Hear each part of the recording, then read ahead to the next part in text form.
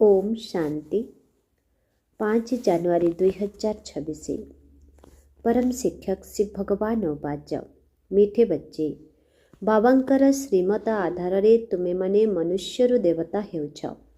Guitar ज्ञान एवं राजयोग तुम मानंकु संपूर्ण पावन करि देउछि। बाबा कहउछन्ति मीठे बच्चे बाबांकर श्रीमत आधार रे तुमे माने मनुष्यरु देवता हेउछ। गीतार ज्ञान एवं राजयोग तुम मानंकु संपूर्ण पावन करि देउछि। आजर प्रश्न सत्य युगरे प्रत्येक जिनिस भलरु भल अर्थात सतोप्रधान होइथाय काहेकि? सत्य युगरे प्रत्येक जिनिस भलरु भल अर्थात सतोप्रधान होइथाय काहेकि? उत्तर काहेकि ना सेठारे सतोप्रधान मनुष्य थांती। जेतेबेले मनुष्य माने भल थांती सेतेबेले तांको पाए दुनियार सामग्री गुड़िक मध्य भल थाए एवं मनुष्य मानंकर चरित्र खराब थिले दुनियार सामग्री गुड़िक मध्य क्षतिकारक होइथाए। सतो प्रधान सृष्टि रे कौनसी अप्राप्त वस्तु न थाए। कौनसी वस्तु केउठारु मगेबाकू पड़ी न थाए। ओम शांति। बाबा एही शरीर माध्यम रे बुझाउछन्ति। एहाकू जीव कुहाଯାଏ। एथिरे आत्मा मध्य अछि एवं तुमे पिलामाने जानिछ जे परम पिता परमात्मा मध्य एहांक भितरे अछन्ति। ए कथा तो प्रथमे पक्का हेबा दरकार।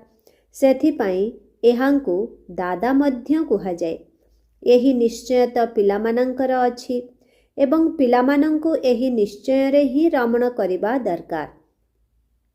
वास्तव रे बाबा जहाँक भितरे प्रवेश करिछन्ति बा अवतार नेछन्ति तांक पाई बाबा निजे कहउछन्ति मु एहांकर बहुत जन्मर अंतिम समय रे आसुछि।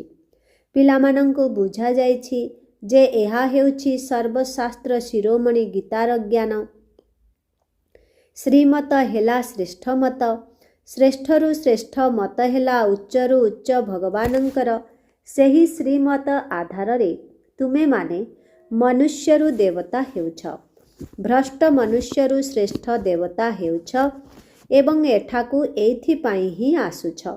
बाबा मध्य निजे कहउछन्ति मु आसुछि तुमको श्रेष्ठाचारी निर्विकारी मतर अधिकारी देवी देवता करिबा पाई। तेबे मनुष्यरु देवता हेबार अर्थ को मध्य बुझिबाकू हेबो। विकारी मनुष्यरु निर्विकारी देवता करिबा पाई बाबा आसुछन्ति। सत्य युगरे मध्य मनुष्य ही थांती किंतु सेमाने दैवी गुणधारी थिले। एबे कली युगरे हेले आसुरी गुणधारी मनुष्य। मनुष्य सृष्टि तो गोटिए किंतु सेमाने हेले ईश्वरीय बुद्धि संपन्न। एमाने हेले आसुरी बुद्धि संपन्न। सेठारे ज्ञान रहिछि एठारे भक्ति। तेबे ज्ञान एवं भक्ति अलगा अलगा ना। देख भक्तिर पुस्तक केते एवं ज्ञानर पुस्तक केते। ज्ञानर सागर एकमात्र बाबा अटंती तेणु तांकर पुस्तक मध्य गोटिए ही हेबा दरकार। जेउ माने भी धर्मर स्थापना करुछन्ति सेमानंकर पुस्तक मध्य गोटिए हेबा दरकार। सेगुड़ी को धर्मशास्त्र कुहाଯାଏ। प्रथम धर्मशास्त्र हेला गीता श्रीमद् भगवत गीता। एक कथा मध्य पिलामाने जानिछन्ति जे प्रथम हेला आदि सनातन देवी देवता धर्म हिंदू धर्म नुहे। मनुष्य भावुछन्ति गीता द्वारा हिंदू धर्मर स्थापना होइथिला एवं गीता को श्री कृष्ण ही गायन करिछन्ति। तुमे माने काहाकू भी पचारिले सेमाने कहिबे जे परंपरारु श्री कृष्ण ही गायन करिछन्ति। कौनसी शास्त्र रे शिव भगवान उवाच नाही। सेथिपाई श्रीमत् श्री कृष्ण भगवान उवाच लेखि देइछन्ति। जेउ माने गीता पढ़िथिबे सेही माने सहजरे बुझिजिबे। एबे तुमे माने जानुछ जे एही गीता ज्ञान द्वारा आमे माने मनुष्यरु देवता होइथिलु जाहाकू कि एबे बाबा तुम मानंकु देउछन्ति। राजयोगर शिक्षा देउछन्ति। पवित्रता मध्य शिखाउछन्ति। काम विकार ମହାଶତ୍ରୁ ଅଟେ। ଏହାଦ୍ୱାରା ହିଁ ତୁମେମାନେ ହାରି ଯାଇଛ। ଏବେ ପୁଣି ତା ଉପରେ ବିଜୟ ପ୍ରାପ୍ତ କରିବା ଦ୍ୱାରା ତୁମେମାନେ ଜଗତଜିତ୍ ଅର୍ଥାତ୍ ବିଶ୍ୱର ମାଲିକ ହୋଇଯାଉଛ। ଏହା ତ ବହୁତ ସହଜ। ବେହଦର ବାବା ଆସି ଏହାଙ୍କ ଦ୍ୱାରା ତୁମମାନଙ୍କୁ ପାଠ ପଢ଼ାଉଛନ୍ତି। ସେ ହେଲେ ସମସ୍ତ ଆତ୍ମାମାନଙ୍କର ପିତା। ଏହି ବ୍ରହ୍ମା ହେଲେ ମନୁଷ୍ୟମାନଙ୍କର ବେହଦର ପିତା, ଯାହାଙ୍କର ନାମ ହିଁ ହେଉଛି ପ୍ରଜାପିତା ବ୍ରହ୍ମା। ତୁମେମାନେ କାହାକୁ ବି ପଚାର ଯେ ବ୍ରହ୍ମାଙ୍କର ପିତାଙ୍କ ନାମ କ'ଣ, ତେବେ ସେମାନେ ଅଡ଼ୁଆରେ ପଡ଼ିଯିବେ। ବ୍ରହ୍ମା, ବିଷ୍ଣୁ, ଶଙ୍କର ହେଉଛନ୍ତି ରଚନା। ତେବେ ଏହି ତିନି ଜଣଙ୍କର ମଧ୍ୟ କେହି ପିତା ଥିବେ ନା? ତୁମେ କହୁଛ ଏହି ତିନି ଜଣଙ୍କର ପିତା ହେଉଛନ୍ତି ନିରାକାର ଶିବ। ବ୍ରହ୍ମା, ବିଷ୍ଣୁ, ଶଙ୍କରଙ୍କୁ ସୂକ୍ଷ୍ମଲୋକର ଦେବତା ଭାବରେ ଦେଖାଉଛନ୍ତି। ତାଙ୍କ ଉପରେ ହେଲେ ଶିବ। ପିଲାମାନେ ଜାଣିଛନ୍ତି ଶିବ ବାବାଙ୍କର ସନ୍ତାନ ଯେଉଁ ଆତ୍ମା ବି ହୋଇଥାନ୍ତୁ ନା କାହିଁକି, ତାଙ୍କର ନିଜର ଶରୀର ତ ଥିବ, କିନ୍ତୁ ସେ ତ ସର୍ବଦା ନିରାକାର ପରମ ପିତା ପରମାତ୍ମା ଅଟନ୍ତି। ଏବେ ପିଲାମାନଙ୍କୁ ଜଣାପଡ଼ିଯାଇଛି ଯେ ଆମେମାନେ ନିରାକାର ପରମ ପିତା ପରମାତ୍ମାଙ୍କର ସନ୍ତାନ ଅଟୁ। ଆତ୍ମା ଶରୀର ଦ୍ୱାରା କହିଥାଏ ପରମ ପିତା ପରମ ଆତ୍ମା। କେତେ ସହଜ କଥା। ଏହାକୁ କୁହାଯାଏ ଅଲଫ ଏବଂ ବେ। ଏସବୁ ତୁମମାନଙ୍କୁ କିଏ ପାଠ ପଢ଼ାଉଛନ୍ତି? ଗୀତାର ଜ୍ଞାନ କିଏ ଶୁଣାଇଲେ? ନିରାକାର ବାବା ହିଁ ଶୁଣାଉଛନ୍ତି। ଯାହାଙ୍କର କୌଣସି ମୁକୁଟ ଆଦି ନାହିଁ, ସେ ଜ୍ଞାନର ସାଗର ବୀଜରୂପ ଚୈତନ୍ୟ ଅଟନ୍ତି। ତୁମେମାନେ ମଧ୍ୟ ଚୈତନ୍ୟ ଆତ୍ମା ଅଟନା। ଏହି ସୃଷ୍ଟିରୂପୀ ବୃକ୍ଷର ଆଦି ମଧ୍ୟ ଅନ୍ତକୁ ତୁମେମାନେ ଜାଣିଛ। ଯଦିଓ ତୁମେମାନେ ମାଳି ନୁହଁ, କିନ୍ତୁ ବୁଝିପାରୁଛ ଯେ କିପରି ମଞ୍ଜି ପୋତା ଯାଇଥାଏ ଏବଂ ସେଥିରୁ ବୃକ୍ଷର ଉତ୍ପତ୍ତି କିପରି ହୋଇଥାଏ।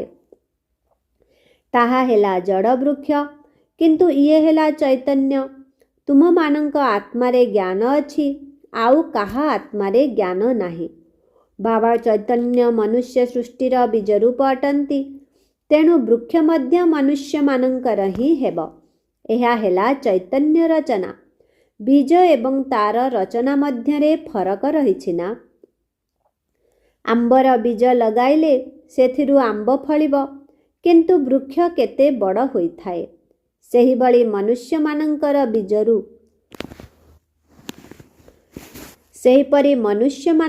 ବୀଜରୁ ମନୁଷ୍ୟମାନଙ୍କର କେତେ ବୃଦ୍ଧି ହୋଇଯାଇଛି। ସେହି ଜଡ଼ ବୀଜରେ କୌଣସି ଜ୍ଞାନ ନଥାଏ। ଇଏ ତ ଚୈତନ୍ୟ ବୀଜରୂପ ଅଟନ୍ତି। ତାଙ୍କ ଭିତରେ ସାରା ସୃଷ୍ଟିରୂପୀ ବୃକ୍ଷର ଜ୍ଞାନ ରହିଛି। କିପରି ଏହାର ଉତ୍ପତ୍ତି, ପାଳନା, ପୁଣି ବିନାଶ ହୋଇଥାଏ। ଏହି ବିଶାଳ ବୃକ୍ଷର ବିନାଶ ହୋଇ ପୁଣି କିପରି ଅନ୍ୟ ଏକ ନୂଆ ବୃକ୍ଷ ଛିଡ଼ା ହୋଇଯାଇଥାଏ। ବାବା କହୁଛନ୍ତି ଏହି ବିଶାଳ ବୃକ୍ଷର ବିନାଶ ହୋଇ ପୁଣି କିପରି ଅନ୍ୟ ଏକ ନୂଆ ବୃକ୍ଷ ଛିଡ଼ା ହୋଇଯାଇଥାଏ।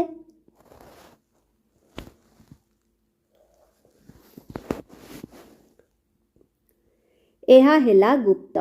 ତୁମକୁ ଜ୍ଞାନ ମଧ୍ୟ ଗୁପ୍ତ ରୂପରେ ମିଳୁଛି। ବାବା ମଧ୍ୟ ଗୁପ୍ତ ରୂପରେ ଆସିଛନ୍ତି। ତୁମେମାନେ ଜାଣିଛ ଏବେ ଏହି ବୃକ୍ଷର କଲମୀ ଲାଗୁଛି।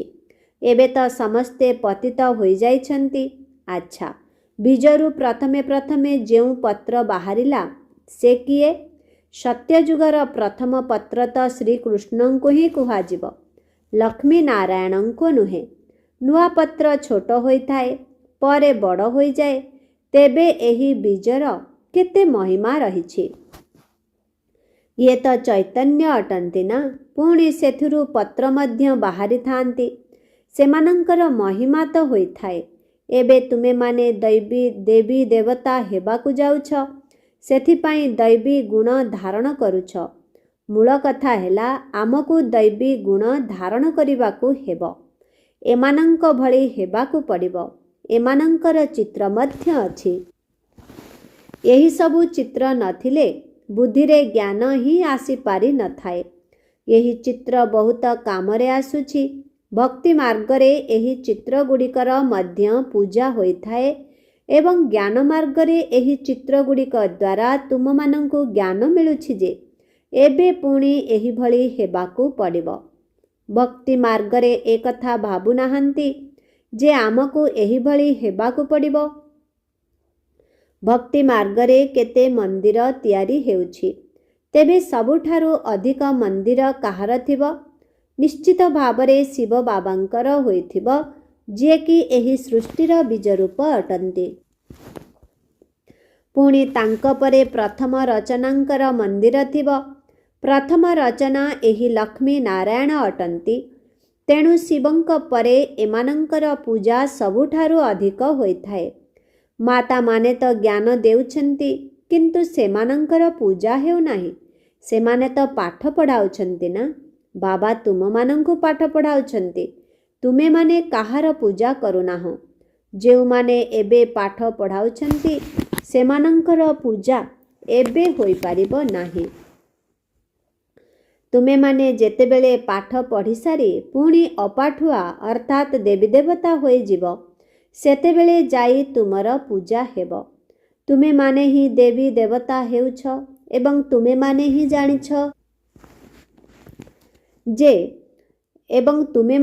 ଜାଣିଛ ଯେ ଯିଏ ଆମମାନଙ୍କୁ ଏହିଭଳି କରୁଛନ୍ତି ତାଙ୍କର ପୂଜା ପ୍ରଥମେ ହେବ। ତାପରେ କ୍ରମାନ୍ୱୟରେ ଆମର ମଧ୍ୟ ପୂଜା ହେବ।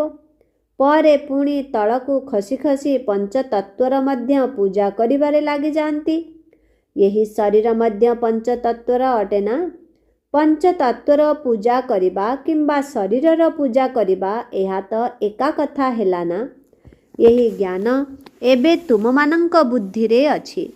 ଏହି ଲକ୍ଷ୍ମୀ ନାରାୟଣ ସାରା ବିଶ୍ୱର ମାଲିକ ଥିଲେ। ଏହି ଦେବୀଦେବତାମାନଙ୍କର ରାଜ୍ୟ ନୂଆ ସୃଷ୍ଟିରେ ଥିଲା, କିନ୍ତୁ ତାହା କେବେ ଥିଲା ସେ କଥା କେହି ବି ଜାଣିନାହାନ୍ତି। ତେଣୁ ଲକ୍ଷ ଲକ୍ଷ ବର୍ଷ ବୋଲି କହିଦେଉଛନ୍ତି। ତେବେ ଲକ୍ଷ ଲକ୍ଷ ବର୍ଷର କଥା ତ କେବେ କାହା ବୁଦ୍ଧିରେ ରହିବ ନାହିଁ। ଏବେ ତୁମମାନଙ୍କୁ ସ୍ମୃତି ଆସିଛି ଯେ ତୁମେ ଆଜିଠାରୁ 5000 ବର୍ଷ ପୂର୍ବରୁ ଆଦି ସନାତନ ଦେବୀଦେବତା ଧର୍ମର ଥିଲୁ। ବାବା କହୁଛନ୍ତି, ଏବେ ତୁମମାନଙ୍କୁ ସ୍ମୃତି ଆସିଛି ଯେ ଆମେ ଆଜିଠାରୁ 5000 ବର୍ଷ ପୂର୍ବରୁ ଆଦି ସନାତନ ଦେବୀଦେବତା ଧର୍ମର ଥିଲୁ। ତେବେ ଯେଉଁମାନେ ଦେବୀଦେବତା ଧର୍ମର ଥିଲେ ସେମାନେ ଅନ୍ୟ ଧର୍ମରେ ପରିବର୍ତ୍ତିତ ହୋଇଯାଇଛନ୍ତି। ହିନ୍ଦୁ ଧର୍ମ ତ କୁହାଯାଇପାରିବ ନାହିଁ, କିନ୍ତୁ ପତିତ ହେବା କାରଣରୁ ନିଜକୁ ଦେବୀଦେବତା କହିବା ଶୋଭା ପାଉନାହିଁ। ଅପବିତ୍ରମାନଙ୍କୁ ଦେବୀଦେବତା କୁହାଯାଇପାରିବ ନାହିଁ। ମନୁଷ୍ୟମାନେ ପବିତ୍ର ଦେବୀମାନଙ୍କର ପୂଜା କରୁଛନ୍ତି, ତେବେ ନିଶ୍ଚିତ ଭାବରେ ନିଜେ ଅପବିତ୍ର ଅଟନ୍ତି। ସେଥିପାଇଁ ପବିତ୍ରମାନଙ୍କ ଆଗରେ ମୁଣ୍ଡ ନୁଆଇବାକୁ ପଡ଼ୁଛି। ଭାରତରେ ବିଶେଷ କରି କନ୍ୟାମାନଙ୍କୁ ନମସ୍କାର କରିଥାନ୍ତି। କୁମାରମାନଙ୍କୁ ନୁହେଁ, ନାରୀମାନଙ୍କୁ ନମସ୍କାର କରିଥାନ୍ତି। ପୁରୁଷଙ୍କୁ ନମସ୍କାର କାହିଁକି କରୁନାହାନ୍ତି? କାହିଁକି ନା ଏହି ସମୟରେ ଜ୍ଞାନ ମଧ୍ୟ ପ୍ରଥମେ ମାତାମାନଙ୍କୁ ମିଳୁଛି। ବାବା ଏହାଙ୍କ ଶରୀରରେ ପ୍ରବେଶ କରୁଛନ୍ତି। ତୁମେମାନେ ଏକଥା ମଧ୍ୟ ଜାଣୁଛ ଯେ ନିଶ୍ଚିତ ଭାବରେ ଇଏ ଜ୍ଞାନର ବଡ଼ ନଦୀ ଅଟନ୍ତି। ଜ୍ଞାନର ନଦୀ ମଧ୍ୟ ଅଟନ୍ତି, ପୁଣି ପୁରୁଷ ମଧ୍ୟ ଅଟନ୍ତି। ଇଏ ହେଲେ ସବୁଠାରୁ ବଡ଼ ନଦୀ। ବ୍ରହ୍ମପୁତ୍ରା ନଦୀ ହେଲା ସବୁଠାରୁ ବଡ଼ ନଦୀ, ଯିଏକି କଲିକତା ନିକଟରେ ସାଗର ସହିତ ମିଶିଛି।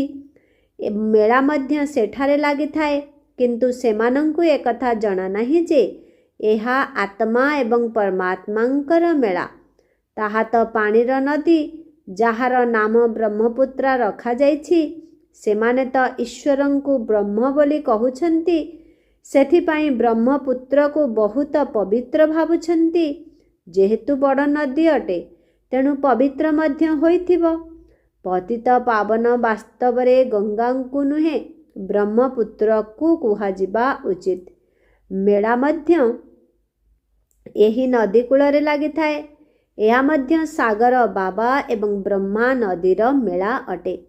ବ୍ରହ୍ମାଙ୍କ ଦ୍ୱାରା ମଧ୍ୟ ପୋଷ୍ୟ ସନ୍ତାନ କିପରି ଗ୍ରହଣ କରାଯାଉଛି, ଏହିସବୁ ଗହନ କଥାକୁ ମଧ୍ୟ ବୁଝିବାକୁ ହେବ, ଯାହାକି ପ୍ରାୟ ଲୋପ ହୋଇଯାଇଛି। ଏହା ତ ବିଲକୁଲ ସହଜ କଥା ନା। ଭଗବାନ ଉବାଚ, ମୁଁ ତୁମମାନଙ୍କୁ ରାଜଯୋଗ ଶିଖାଉଛି, ପୁଣି ଏହି ଦୁନିଆ ହିଁ ସମାପ୍ତ ହୋଇଯିବ। ଶାସ୍ତ୍ର ଆଦି କିଛି ବି ରହିବ ନାହିଁ। ପୁଣି ଭକ୍ତି ମାର୍ଗରେ ଏହିସବୁ ଶାସ୍ତ୍ର ଆଦି ରଚନା ହେବ। ଜ୍ଞାନ ମାର୍ଗରେ ଶାସ୍ତ୍ର ନଥାଏ। ମନୁଷ୍ୟ ଭାବୁଛନ୍ତି ଏହି ଶାସ୍ତ୍ର ସବୁ ପରମ୍ପରାରୁ ଚାଲି ଆସିଛି। ଜ୍ଞାନ ତ କିଛି ବି ନାହିଁ। କଳ୍ପର ଆୟୁଷ ହିଁ ଲକ୍ଷ ଲକ୍ଷ ବର୍ଷ କହିଦେଉଛନ୍ତି। ସେଥିପାଇଁ ପରମ୍ପରା ବୋଲି କହିଦେଉଛନ୍ତି। ଏହାକୁ କୁହାଯାଏ ଅଜ୍ଞାନ ଅନ୍ଧକାର। ଏବେ ତୁମମାନଙ୍କୁ ଏହି ବେହଦର ପାଠପଢ଼ା ମିଳୁଛି, ଯାହାଦ୍ୱାରା ତୁମେ ସୃଷ୍ଟିର ଆଦି ମଧ୍ୟ ଅନ୍ତର ରହସ୍ୟକୁ ବୁଝାଇ ପାରିବ। ତୁମମାନଙ୍କୁ ଏହି ଦେବୀ ଦେବତାମାନଙ୍କର ଇତିହାସ ଭୂଗୋଳ ପୁରା ଜଣାଅଛି। ଏମାନେ ପବିତ୍ର ପ୍ରବୃତ୍ତିବାଲା ପୂଜ୍ୟ ଥିଲେ। ଏବେ ପୂଜାରୀ ପତିତ ହୋଇଯାଇଛନ୍ତି। ସତ୍ୟ ଯୁଗରେ ପବିତ୍ର ପ୍ରବୃତ୍ତି ମାର୍ଗ ଥାଏ। ଏଠାରେ କଳିଯୁଗରେ ଅପବିତ୍ର ପ୍ରବୃତ୍ତି ମାର୍ଗ ରହିଛି। ପୁଣି ପରେ ନିବୃତ୍ତି ମାର୍ଗ ଅର୍ଥାତ୍ ସନ୍ନ୍ୟାସ ମାର୍ଗ ଆରମ୍ଭ ହୁଏ। ତାହା ମଧ୍ୟ ଡ୍ରାମାରେ ଅଛି। ତାକୁ ସନ୍ନ୍ୟାସ ଧର୍ମ କୁହାଯାଏ। ସେମାନେ ଘରଦ୍ୱାରର ସନ୍ନ୍ୟାସ କରି ଜଙ୍ଗଲକୁ ଚାଲିଯାଆନ୍ତି। ତାହା ହେଲା ଧଦ୍ର ସନ୍ନ୍ୟାସ। କିନ୍ତୁ ସେମାନେ ଏହି ପୁରୁଣା ଦୁନିଆରେ ହିଁ ତ ରହିଥାନ୍ତି ନା। ଏବେ ତୁମେମାନେ ଜାଣୁଛ ଯେ ଆମେମାନେ ସଙ୍ଗମ ଯୁଗରେ ଅଛୁ, ପୁଣି ନୂଆ ଦୁନିଆକୁ ଯିବୁ। ତୁମମାନଙ୍କୁ ଏବେ ଏହାର ତିଥି, ତାରିଖ, ସେକେଣ୍ଡ ସହିତ ସବୁ କିଛି ଜଣାଅଛି। ସେମାନେ ତ କଳ୍ପର ଆୟୁଷ ହିଁ ଲକ୍ଷ ଲକ୍ଷ ବର୍ଷ କହିଦେଉଛନ୍ତି। ଏହାଦ୍ୱାରା ପୁରା ହିସାବ ମଧ୍ୟ ବାହାର କରିପାରିବା। ଲକ୍ଷ ଲକ୍ଷ ବର୍ଷର କଥା ତ କେବେ ବି ମନେ ପକାଇ ପାରିବେ ନାହିଁ। ଏବେ ତୁମେମାନେ ଜାଣୁଛ ବାବା କ'ଣ ଏବଂ କିପରି ଆସୁଛନ୍ତି, କେଉଁ କର୍ତ୍ତବ୍ୟ କରୁଛନ୍ତି। ତୁମେ ସମସ୍ତଙ୍କର ଜୀବନ କାହାଣୀକୁ ଏବଂ ଜନ୍ମପତ୍ରୀ ଅର୍ଥାତ୍ ଜାତକକୁ ଜାଣିଛ। ବାକି ବୃକ୍ଷରେ ପତ୍ର ତ ବହୁତ ଥାଏ, ତାକୁ କ'ଣ ଗଣନା କରିହେବ? ଏହି ବେହଦ ସୃଷ୍ଟିରୂପୀ ବୃକ୍ଷରେ କେତେ ପତ୍ର ଅର୍ଥାତ୍ ମନୁଷ୍ୟ ଅଛନ୍ତି? 5000 ବର୍ଷ ଭିତରେ କେତେ କୋଟି ମନୁଷ୍ୟ ହୋଇଗଲେଣି। ତେବେ ଲକ୍ଷ ଲକ୍ଷ ବର୍ଷରେ କେତେ ଅଗଣିତ ମନୁଷ୍ୟ ହୋଇଯିବେ। ଭକ୍ତି ମାର୍ଗର ଶାସ୍ତ୍ରରେ ଲେଖାଯାଇଛି ଯେ ସତ୍ୟଯୁଗ ଏତେ ବର୍ଷର, ତ୍ରେତା ଯୁଗ ଏତେ ବର୍ଷର ଏବଂ ଦ୍ୱାପର ଯୁଗ ଏତେ ବର୍ଷର ଅଟେ। ତେବେ ବାବା ଆସି ତୁମମାନଙ୍କୁ ଏହିସବୁର ରହସ୍ୟ ବୁଝାଉଛନ୍ତି। ଆମ୍ବର ବୀଜ ଦେଖିଲେ ଆମ୍ବ ଗଛର ଚିତ୍ର ମନ ଭିତରେ ଆସିଯିବ ନା। ଏବେ ଏହି ମନୁଷ୍ୟ ସୃଷ୍ଟିର ବୀଜରୂପ ବାବା ତୁମମାନଙ୍କ ସମ୍ମୁଖରେ ଅଛନ୍ତି। ତୁମମାନଙ୍କୁ ଏହି ବୃକ୍ଷର ରହସ୍ୟ ସମ୍ବନ୍ଧରେ ବୁଝାଉଛନ୍ତି, କାରଣ ସିଏ ଚୈତନ୍ୟ ଅଟନ୍ତି। କହୁଛନ୍ତି ଏହା ଏକ ଓଲଟା ବୃକ୍ଷ ଅଟେ। ତୁମେମାନେ ମଧ୍ୟ ବୁଝିପାରିବ ଯେ ଯିଏ ବି ଏହି ଦୁନିଆରେ ଅଛନ୍ତି, ଜଡ଼ ହୁଅନ୍ତୁ ଅଥବା ଚୈତନ୍ୟ, ସେମାନେ ନିଜର ପାଠର ଅବିକଳ ପୁନରାବୃତ୍ତି କରିବେ। ଏବେ ଦେଖ କେତେ ବୃଦ୍ଧି ହୋଇ ଚାଲିଛନ୍ତି। ସତ୍ୟ ଯୁଗରେ ଏତେ ବୃଦ୍ଧି ହୋଇପାରିବ ନାହିଁ। କହୁଛନ୍ତି ଅମୁକ ଜିନିଷ ଅଷ୍ଟ୍ରେଲିଆରୁ ଆସିଛି, ଜାପାନରୁ ଆସିଛି। ସତ୍ୟ ଯୁଗରେ ଅଷ୍ଟ୍ରେଲିଆ, ଜାପାନ ଆଦି କ'ଣ ଥିଲା କି? ଡ୍ରାମା ଅନୁସାରେ ସେଠାକାର ବସ୍ତୁ ଏଠାକୁ ଆସୁଛି। ପୂର୍ବରୁ ଆମେରିକାରୁ ଗହମ ଇତ୍ୟାଦି ଆସୁଥିଲା। ସତ୍ୟ ଯୁଗରେ କ'ଣ କେଉଁଠୁ କିଛି ଆସିବ କି? ସେଠାରେ ତ ଗୋଟିଏ ଧର୍ମ ଥାଏ। ସବୁ ପ୍ରକାରର ଜିନିଷ ଭରପୁର ମାତ୍ରାରେ ଥାଏ। ଏଠାରେ ଧର୍ମଗୁଡ଼ିକ ବୃଦ୍ଧି ହୋଇ ଚାଲିଛନ୍ତି। ଏସବୁ ଜିନିଷ କମ୍ ହେବାରେ ଲାଗିଛି। ବାବା କହୁଛନ୍ତି ସେଠାରେ ଧର୍ମଗୁଡ଼ିକ ବୃଦ୍ଧି ହୋଇ ଚାଲିଛନ୍ତି, ତେଣୁ ସବୁ ଜିନିଷ କମ୍ ହେବାରେ ଲାଗିଛି। ସତ୍ୟ ଯୁଗରେ କେଉଁଠାରୁ କିଛି ମଗାଇବାର ଆବଶ୍ୟକତା ପଡ଼େ ନାହିଁ। ଏବେ ତ ଦେଖ କେଉଁଠୁ ମଗାଉଛନ୍ତି। ପରେ ପରେ ମନୁଷ୍ୟମାନଙ୍କର ବୃଦ୍ଧି ହୋଇ ଚାଲିଲା। ସତ୍ୟ ଯୁଗରେ ତ ଅପ୍ରାପ୍ତ କୋଇ ବସ୍ତୁ କିଛି ବି ନଥାଏ। ସେଠାକାର ପ୍ରତ୍ୟେକ ବସ୍ତୁ ସତୋପ୍ରଧାନ ଏବଂ ବହୁତ ଉତ୍ତମ ହୋଇଥାଏ, କାରଣ ସେଠାକାର ମନୁଷ୍ୟମାନେ ହିଁ ସତୋପ୍ରଧାନ ଅଟନ୍ତି। ମନୁଷ୍ୟମାନେ ଉତ୍ତମ ଥିବା କାରଣରୁ ସେଠାକାର ସବୁ ସାମଗ୍ରୀ ମଧ୍ୟ ବହୁତ ଭଲ ଥାଏ। ମନୁଷ୍ୟମାନେ ଖରାପ ହୋଇଗଲେ ସାମଗ୍ରୀ ଗୁଡ଼ିକ ମଧ୍ୟ କ୍ଷତିକାରକ ହୋଇଥାନ୍ତି। ବିଜ୍ଞାନର ମୁଖ୍ୟ ଜିନିଷ ହେଲା ଆଟମିକ ବମ୍, ଅର୍ଥାତ୍ ପରମାଣୁ ବୋମା। ଯାହାଦ୍ୱାରା ଏତେ ବଡ଼ ବିନାଶ ହେଉଛି, ତାହା କିପରି ତିଆରି କରୁଥିବେ? ଯେଉଁମାନେ ବୋମା ତିଆରି କରୁଛନ୍ତି ସେମାନଙ୍କ ଭିତରେ ପ୍ରଥମରୁ ହିଁ ସେହି ଜ୍ଞାନ ଥିବ। ଯେତେବେଳେ ସେହି ସମୟ ଆସିଯାଏ, ତେବେ ସେ ତାଙ୍କ ଭିତରେ ମଧ୍ୟ ସେହି ଜ୍ଞାନ ପ୍ରକଟ ହୋଇଯାଏ। ଯାହା ଭିତରେ ଯେଉଁ ଜ୍ଞାନ ଥିବ, ସେ ସେହି କାର୍ଯ୍ୟ ହିଁ କରିବ ଏବଂ ଅନ୍ୟକୁ ମଧ୍ୟ ଶିଖାଇବ। କଳ୍ପ କଳ୍ପ ଯିଏ ଯେଉଁ ପାଟ ବଜାଇ ଆସିଛନ୍ତି ତାହା ହିଁ ବଜାଇବେ। ଏବେ ତୁମେମାନେ କେତେ ଜ୍ଞାନବାନ ହେଉଛ, ଏହାଠାରୁ ଅଧିକ ଜ୍ଞାନ କିଛି ନାହିଁ। ତୁମେମାନେ ଏହି ଜ୍ଞାନ ଦ୍ୱାରା ଦେବତା ହୋଇଯାଉଛ। ଏହାଠାରୁ ଉଚ୍ଚ ଜ୍ଞାନ ଆଉ କିଛି ନାହିଁ। ତାହା ହେଲା ମାୟାର ଜ୍ଞାନ, ଯାହାଦ୍ୱାରା ବିନାଶ ହେଉଛି। ବୈଜ୍ଞାନିକମାନେ ଚନ୍ଦ୍ରପୃଷ୍ଠକୁ ଯାଉଛନ୍ତି, ଅନୁସନ୍ଧାନ କରୁଛନ୍ତି। ଏହା ତୁମମାନଙ୍କ ପାଇଁ କିଛି ନୂଆ କଥା ନୁହେଁ। ଏସବୁ ମାୟାର ଆଡ଼ମ୍ବର ଅଟେ। ନିଜର ବହୁତ ଶୋ କରୁଛନ୍ତି, ସବୁ କଥାରେ ଅତିକୁ ଯିବାକୁ ଚାହୁଁଛନ୍ତି, ବହୁତ ବୁଦ୍ଧି ଖର୍ଚ୍ଚ କରୁଛନ୍ତି। ଭାବୁଛନ୍ତି ଆମେ କିଛି ଚମତ୍କାର କରି ଦେଖାଇବୁ। ବହୁ ଚମତ୍କାର କରିବା ଦ୍ୱାରା ପୁଣି ବହୁତ କ୍ଷତି ମଧ୍ୟ ହୋଇଯାଉଛି। କ'ଣ କ'ଣ ସବୁ ତିଆରି କରି ଚାଲିଛନ୍ତି। ଯେଉଁମାନେ ତିଆରି କରୁଛନ୍ତି ସେମାନେ ଜାଣିଛନ୍ତି ଏହାଦ୍ୱାରା ବିନାଶ ହିଁ ହେବ। ଆଚ୍ଛା, ମିଠେ ମିଠେ ଶିଖିଲରେ ସନ୍ତାନମାନଙ୍କ ପ୍ରତି ମାତା ପିତା ବାପ ଦାଦାଙ୍କର ମଧୁର ସ୍ନେହ ସମ୍ପନ୍ନ ଶୁଭେଚ୍ଛା ଏବଂ ସୁପ୍ରଭାତ। ଆତ୍ମିକ ପିତାଙ୍କର ଆତ୍ମିକ ସନ୍ତାନମାନଙ୍କୁ ନମସ୍ତେ। ଆତ୍ମିକ ସନ୍ତାନମାନଙ୍କର ଆତ୍ମିକ ପିତାଙ୍କୁ ଓମ୍ ଶାନ୍ତି, ଗୁଡ୍ ମର୍ଣ୍ଣିଂ। ନମସ୍ତେ ନମସ୍ତେ ନମସ୍ତେ ନମସ୍ତେ ନମସ୍ତେ। ଶୁକ୍ରିୟା ବାବା, ଶୁକ୍ରିୟା। ଓମ୍ ଶାନ୍ତି। ଧାରଣା ପାଇଁ ମୁଖ୍ୟ ସାର 1 ନମ୍ବର। ଗୁପ୍ତ ଜ୍ଞାନକୁ ମନେ ପକାଇ ସର୍ବଦା ହର୍ଷିତ ରହିବାକୁ ହେବ। ଦେବତାମାନଙ୍କର ଚିତ୍ର ବା ମୂର୍ତ୍ତି ସମ୍ମୁଖରେ ନମସ୍କାର କରିବା ବା ବନ୍ଦନା କରିବା ପରିବର୍ତ୍ତେ ସେମାନଙ୍କ ଭଳି ହେବା ପାଇଁ ଦୈବୀ ଗୁଣ ଧାରଣ କରିବାକୁ ହେବ। 2 ନମ୍ବର। ସୃଷ୍ଟିର ବୀଜରୂପ ବାବା ଏବଂ ତାଙ୍କର ଚୈତନ୍ୟ ରଚନାକୁ ଜାଣି ଜ୍ଞାନବାନ ଆତ୍ମା ରହିବାର ଅଛି। ଏହି ଜ୍ଞାନଠାରୁ ବଡ଼ ଆଉ କୌଣସି ଜ୍ଞାନ ହୋଇପାରିବ ନାହିଁ। ତେଣୁ ସର୍ବଦା ଏହି ନିଶାରେ ରହିବାର ଅଛି। ଆଜିର ବରଦାନ, ଏକମାତ୍ର ବାବା, ଦ୍ୱିତୀୟ କେହି ନୁହେଁ। ଏହି ପାଠର ସ୍ମୃତି ଦ୍ୱାରା ଏକରସ ସ୍ଥିତି ନିର୍ମାଣ କରୁଥିବା ଶ୍ରେଷ୍ଠ ଆତ୍ମା ଭବ। ଏକମାତ୍ର ବାବା, ଦ୍ୱିତୀୟ କେହି ନୁହେଁ। ଯଦି ଏହି ପାଠ ନିରନ୍ତର ସ୍ମୃତିରେ ରହିବ, ତେବେ ତୁମର ସ୍ଥିତି ଏକରସ ଅର୍ଥାତ୍ ସର୍ବଦା ଏକା ଭଳି ରହିବ। କାହିଁକିନା ଜ୍ଞାନ ତ ସବୁ ମିଳିସାରିଲାଣି। ଜ୍ଞାନର ପଏଣ୍ଟ ଗୁଡ଼ିକ ତ ବହୁତ ରହିଛି, କିନ୍ତୁ ଜ୍ଞାନର ପଏଣ୍ଟ ଗୁଡ଼ିକୁ ବୁଦ୍ଧିରେ ରଖି ସର୍ବଦା ପଏଣ୍ଟ ରୂପରେ ସ୍ଥିତ ରହିବା।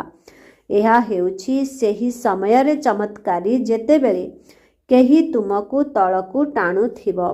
କେତେବେଳେ କୌଣସି କଥା ତଳକୁ ଟାଣିବ, କେତେବେଳେ କୌଣସି ବ୍ୟକ୍ତି, କେବେ କୌଣସି ବସ୍ତୁ, କେବେ କୌଣସି ବାତାବରଣ ତଳକୁ ଟାଣିବ। ଏହା ତ ନିଶ୍ଚିତ ହେବ। କିନ୍ତୁ ଗୋଟିଏ ସେକେଣ୍ଡ ଭିତରେ ଏହିସବୁ ବିସ୍ତାର ସମାପ୍ତ ହୋଇ ତୁମର ସ୍ମୃତି ଏକରସ ହୋଇଯାଉ। ତେବେ କୁହାଯିବ ଶ୍ରେଷ୍ଠ ଆତ୍ମା ଭବର ବରଦାନୀ।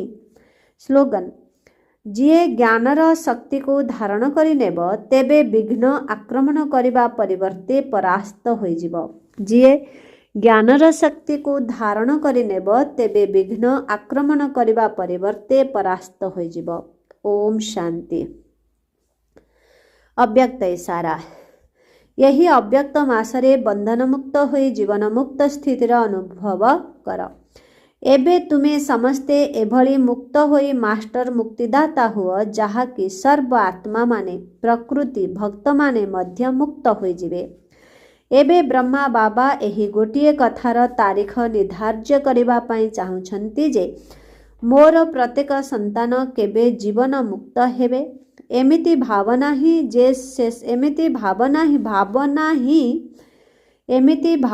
जे शेष समय रे जीवन मुक्त होई जिबु ना। बहुत कालर जीवन मुक्त स्थितिर अभ्यास ही बहुत काल पर्यंत राज्य भाग्यर अधिकारी करिदेव। ओम शांति।